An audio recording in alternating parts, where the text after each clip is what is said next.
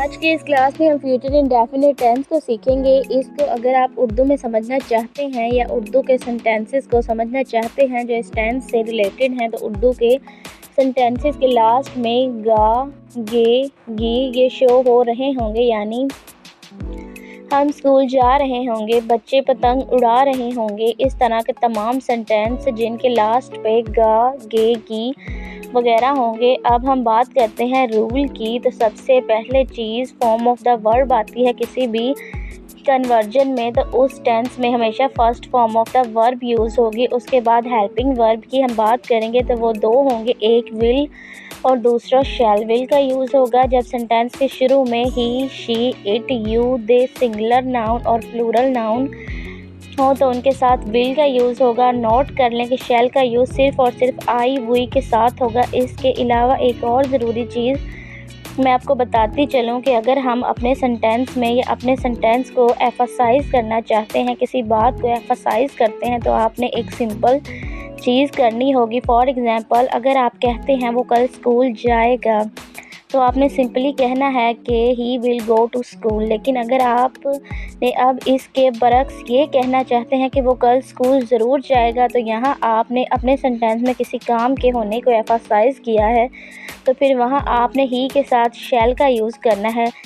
Similarly will की जगह शैल use होगा और इसी तरह शैल की जगह विल यूज़ होगा। अगर आप अपने किसी सेंटेंस में किसी चीज़ के बारे में एफसाइज़ कर रहे हैं, यही वजह है कि कंटिन्यूस राइटिंग में या ऐसी राइटिंग में या किसी भी फॉर्मेट में अगर आप कोई चीज़ लिख रहे हैं, तो आप अगर विल की जगह शैल या शैल की जगह विल यूज़ कर भी देते हैं, तो उन राइटिंग उस चीज़ पे कभी भी ऑब्जेक्शन नहीं आता, क्योंकि जो पढ़ने वाला है उसको ये नहीं होता कि आप क्या कहना चाह रहे हैं कि ये काम ज़रूर होगा या ये काम होगा। अब हम कुछ एग्जांपल को देखते हैं।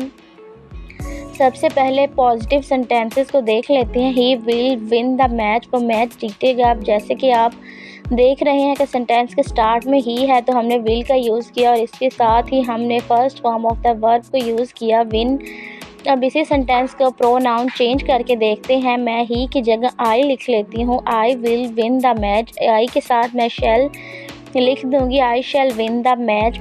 मैं फिर रिपीट करूँगी कि अगर कोई कंटिन्यूस राइटिंग है या फिर आप कोई ट्रांसलेशन नहीं कर रहे, तो आप आई के साथ विल को या शैल को यूज़ कर सकते हैं। लेकिन इन केस अगर आप ट्रांसलेशन नहीं कर रहे, तो सवाल ये पैदा होता है कि क्यों यूज़ कर सकते हैं। जिस तरह ऑलरेडी मैंने बताया, जो रीडर है उसको नहीं मालूम कि आप क्या कहना चाह रहे हैं कि ये काम होगा या ये काम ज़रूर होगा। ये एग्जांपल थी सिंपल सेंटेंसेस की। अगर हम इन्हीं सेंटेंसेस को नेगेटिव में या इंट्रोगेटिव में चेंज करना चाहें, तो लेट्स सी हमें क्या करना चाहिए। नेगेटिव की conversion about to form perfect continuous tense बहुत ही सिंपल है। आपने हेल्पिंग वर्ब के साथ नॉट का इजाफा करना होता है, यानी विल नॉट या शैल नॉट, ये सेंटेंस बन जाएगा he will not win the match. तो इसी तरह दूसरा सेंटेंस बन जाएगा I shall not win the match.